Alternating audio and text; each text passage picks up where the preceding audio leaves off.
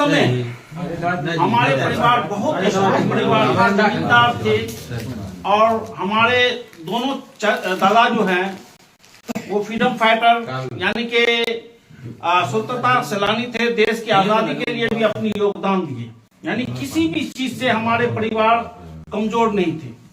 तब हमारे परिवार को हमारी जनता ने पिछले 50 वर्षों तक मौका दिया, लेकिन पिछले 50 वर्षों में जब मुखिया रहे, हमारे दादा रहे, दादा के बाद हमारे बड़े पापा रहे, तो अपनी संपत्ति को ही नुकसान किया, ना कि वो कुछ अर्जे।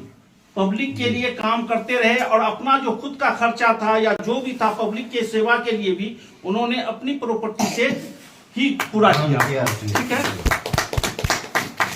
जिस दिन एक दिन ऐसा नौबत आया कि राजनीति करते करते हमारे दूसरे पीढ़ी के अंदर कि हमारे परिवार पूरी तरह से मतलब गरीबी की रेखा में आ गए और ऐसा नौबत आया कि हम झोपड़ी में आ गए। आज के दौर में कोई एक वार्ड सदस्य बनता है तो आप लोग को पता है कि उनका एक महल बन जाता है, लेकिन हमारे परिवार ने हमारी पंचायत में 50 वर्ष तक रहे मुखिया, लेकिन अच्छे घर यानी महलों से झोपड़ी में आ गए। उसके बाद हम लोगों का परिवार जो है, हम लोग जब मतलब होश संभाले, हमारे परिवार ने राजनीति छोड़ दिया, उसके बाद हम लोग जो होश संभाले हम लोग बाहर आ गए। और बाहर आने के बाद जिस दिन से राजनीतिक छोड़ा, जो झोपड़ी में था वो आज महलों में आ गया।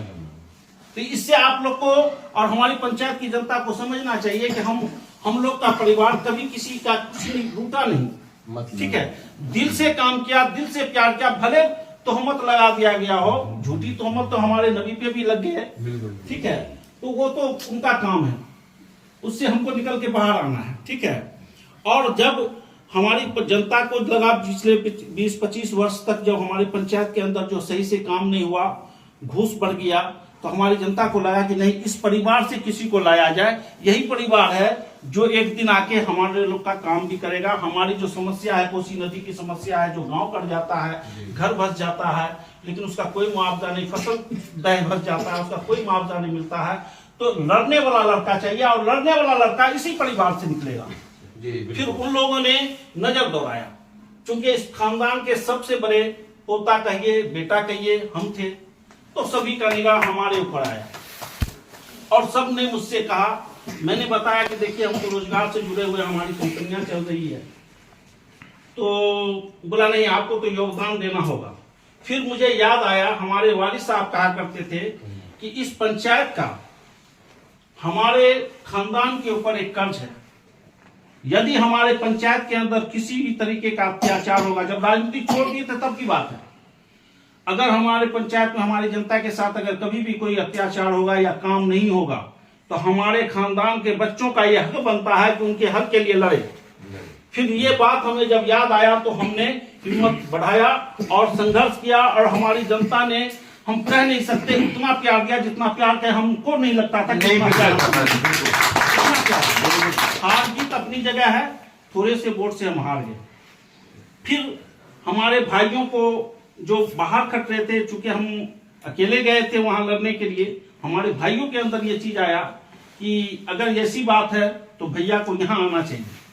इन लोगों ने फोन किया, फिर हम यहाँ आए और सभी आदमी ने मिलकर जो है ऐसे मंथन किया। मंथन करने के बाद बोला कि भैया इस बार, अगली बार तो हम लोग अपने अपने कारोबार में लगे हुए थे, लेकिन हम लोग की भी जिम्मेदारी बनती है कि जब इलेक्शन का समय आएगा तो हम सब भाई आपके कंधे से कंधे मिलाकर पंचायत के अंदर आपका साथ देने का काम करेंगे और जनता के लिए जितना हो सकता है हम लोग विकास के लिए लड़ेंगे।